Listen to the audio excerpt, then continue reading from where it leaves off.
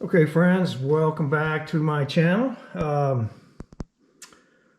Today I'm going to talk a little bit about the intake manifold, which you can see is already mounted. Then I'm going to talk about timing the Magneto and the timing marks. Okay, so to start with, the way this thing works, and let's walk over here. I got a couple of them set up.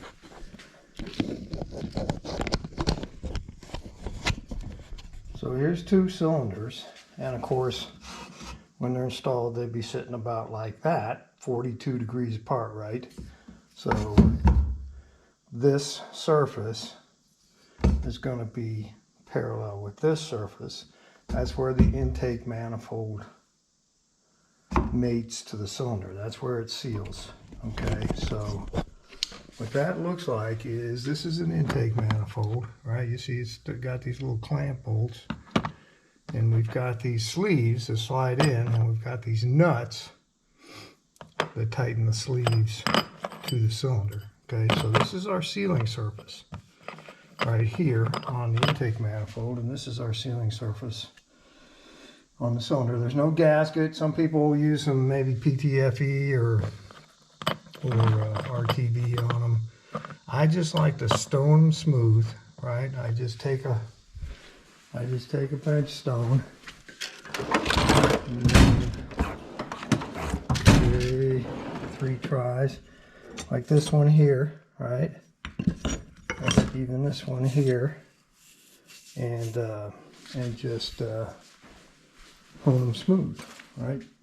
Put them on the little oil and stone, work them like that, work them in a figure 8, all of that. So when this thing goes together, the nut's going to go on the sleeve like that, the sleeve's going to go in the cylinder, same thing on this side, right? And then it all goes together like that, right? The nut will thread on to the cylinder like that.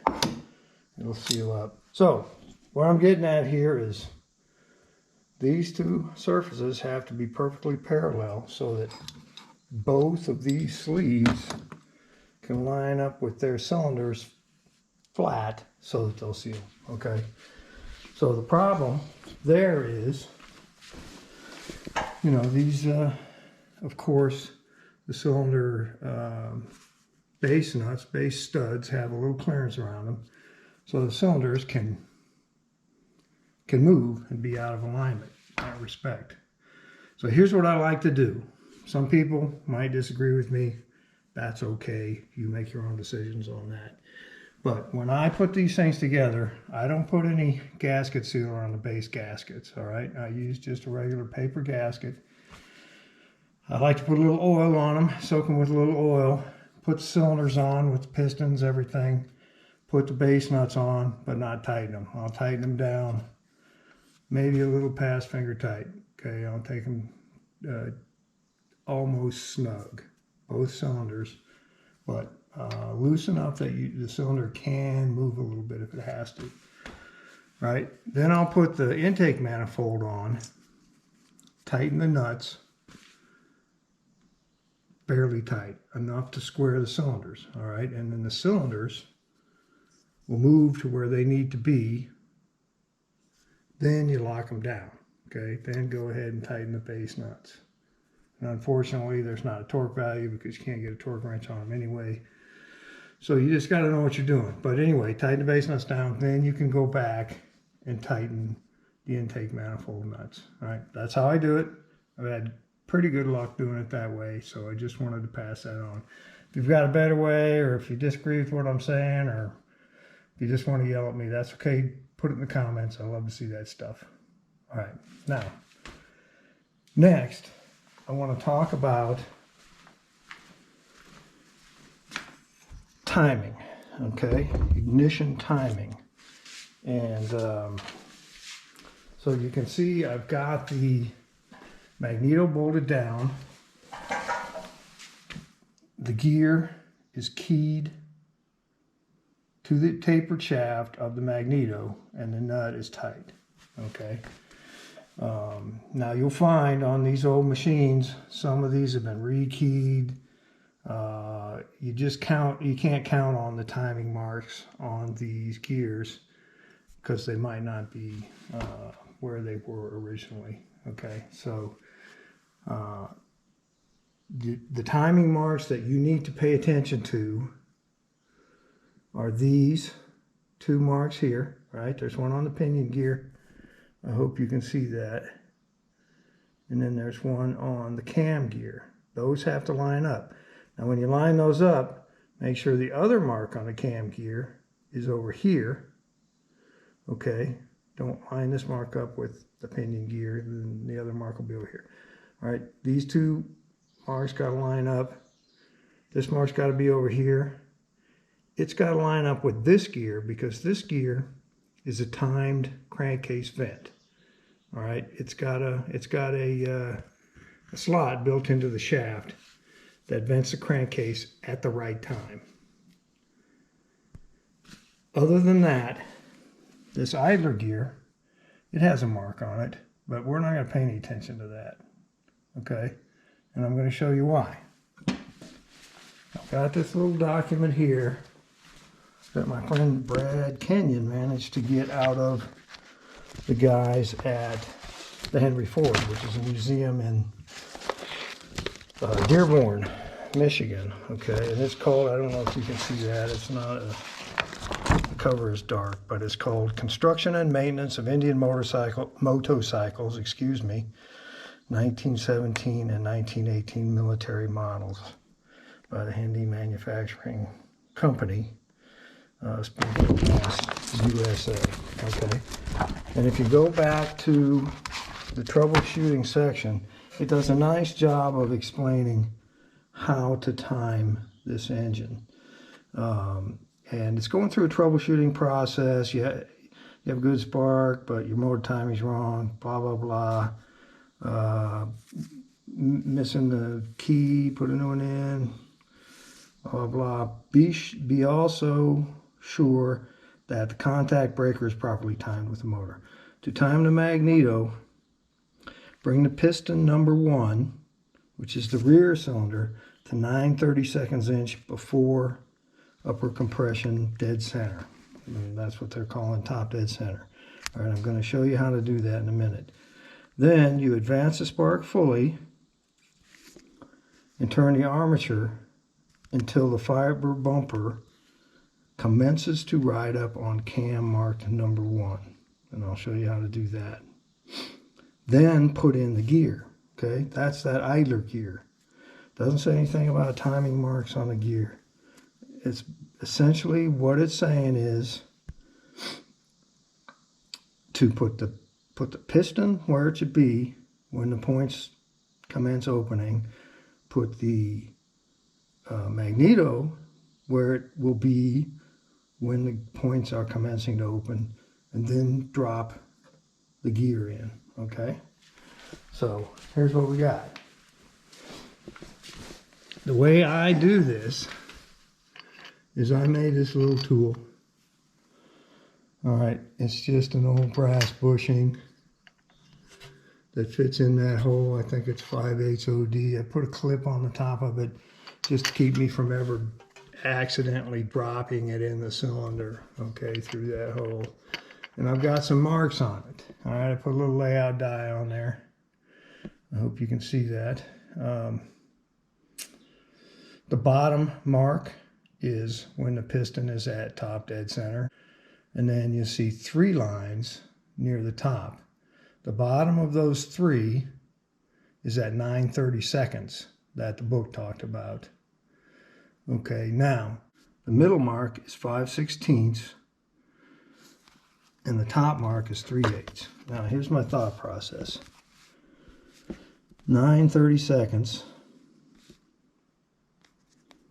right, is 281 thousandths. 5/16 is 312 thousandths, and 3/8 is 375 thousandths.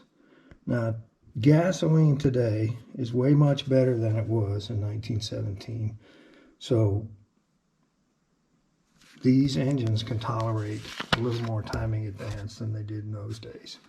So what I shoot for is being between 5/16 of an inch advance and 3/8 of an inch advance at full advance. Okay, so the bottom mark is the 9/32 inches that the document mentions.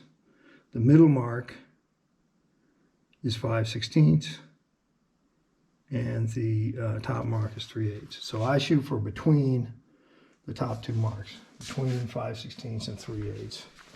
So the way I do that, I rotate the crankshaft one turn until the timing marks look like this.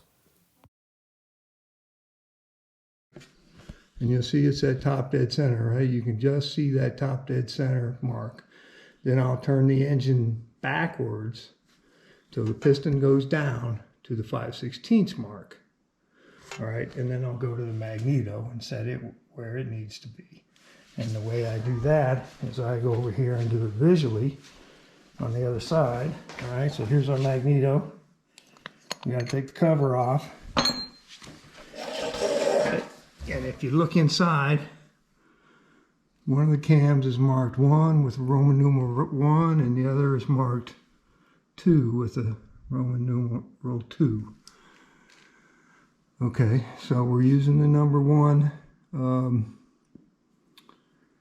cam. We want to make sure that it's fully advanced. It rotates this way, so advanced is like that. And then we're going to turn the engine over until this little fiber cam, this little fiber block is riding up on the cam right there. Okay, so I'm going to put the camera in the stand, and I'm going to show you how I set the little timing mark, and then we'll do the magneto. All right, now while I'm getting set up for this, I want to mention I'm doing this all verbally this time because one of my subscribers mentioned that he'd rather hear, actually a couple of them mentioned that they'd rather hear me talk rather than type in the captions like I've been doing. So I'm going to try to do that more. But the main point I want to make is I like it when you leave me feedback like that, good or bad. Let me know what you want to see. I would like to build my subscribership, you know, a little more. Sometimes I get 1,000 people watching my videos, but I only have 125 subscribers. So I'm not sure why that is. If you have thoughts on that, you know, let me know. Just put them in the comments. I love to hear that kind of stuff. All right, now, so what I'm going to do, I'm going to reach around the front of the motor, and I'm going to turn it backwards with the gear until it's where I want it to be.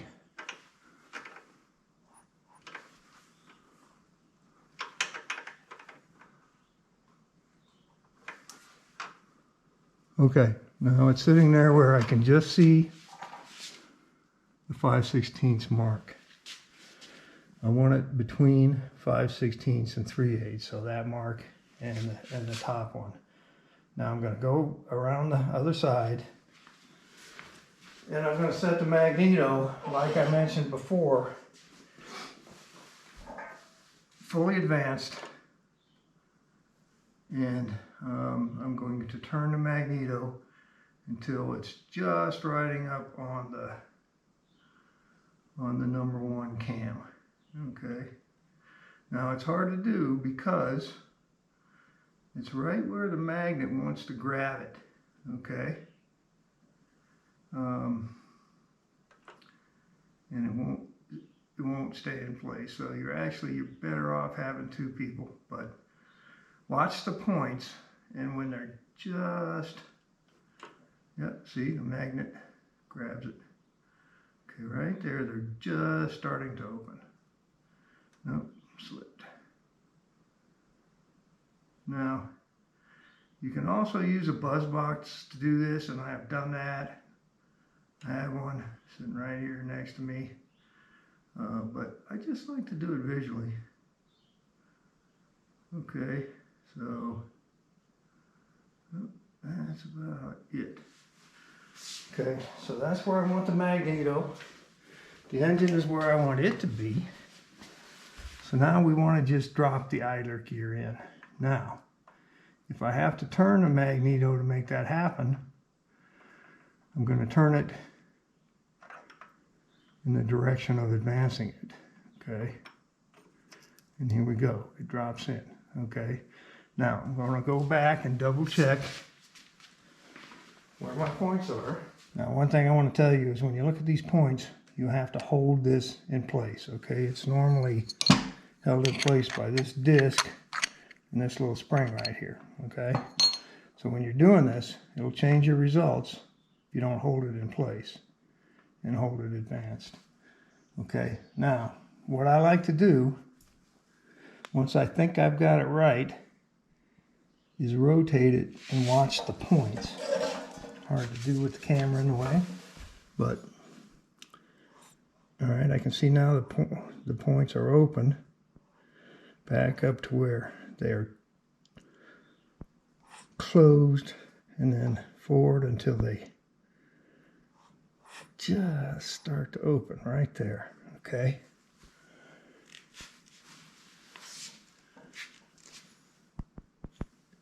And then we can go around the other side and look at our tool again. See, yeah, and sure enough, it's closer to the 3/8 line. So we're between 5/16 and 3/8. I'm happy with that. We'll see how it runs. Go from there. All right. Now, once you've got that gear dropped in, that idler gear, you want to make sure it's got some lash. Right? Make sure it should drop in easily with some clearance, and you should be able to wiggle it, right, without any problem. Otherwise, it's going to bind up, it's going to cause bearing problems, so forth. So if it's tight, what you got to do is you're going to have to put a shim under the base of the Magneto to give it a little more clearance here. Okay, so get you some shim stock. Comes in rolls like this. You can get it from McMaster-Carr. 5,000 is probably enough, maybe 10. Cut off a piece that fits under the base of the Magneto, like so, and that way you can get the clearance you need. Hope this is helpful. Love to hear from you. Take care. Have a good day.